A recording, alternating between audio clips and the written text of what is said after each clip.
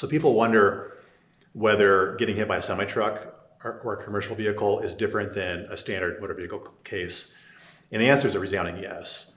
There's a number of reasons for that, particularly with involving semi-trucks, because they're subject to the Federal Motor Carrier Safety Act. And the FCMA is a series of regulations that all trucking companies have to adhere to. And you have to have an intricate knowledge of that to understand whether or not the particular trucking company or the truck driver was out of regulation. And if they're out of regulation, it creates a liability for the trucking company. For example, failing to inspect the load and secure it. So if you have a tip over case where a load tips over onto another vehicle, which we've handled several of those unfortunately, and you have a truck driver that didn't do the pre-trip inspection they're required to do, didn't do it right, didn't strap the load down correctly, that creates liability on behalf of the trucking carrier, as opposed to the truck driver individually, or no liability at all. There's other things to look at as well, have a vast understanding of.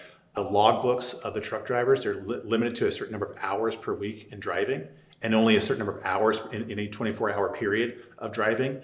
So if the truck drivers are going over and above that, that creates liability because it creates drowsy truck drivers, creates more opportunity for mistake. They're more prone to mistake because they're tired and exhausted. And that's something we look at very deeply.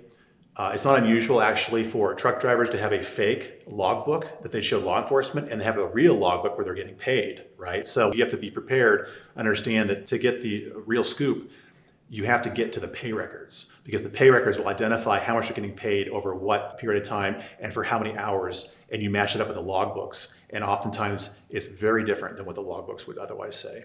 So it's not simply getting the logbooks and looking at that, it's also matching it up with other evidence in the case.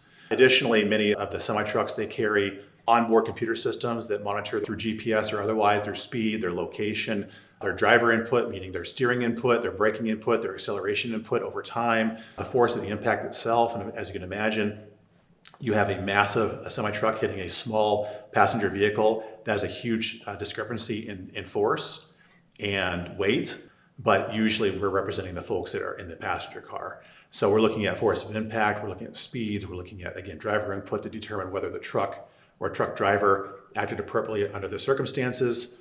And there's a ton of information to go through. You have to have an understanding of not just the information or how to get it or what it means, but also how that compares to the regulations and the requirements of the trucking carrier. So are trucking cases different than car cases? Again, absolutely they are, because there's so much more you have to be able to chase down, to analyze, to understand, to create a narrative that is consistent with the law and consistent with their clients' rights.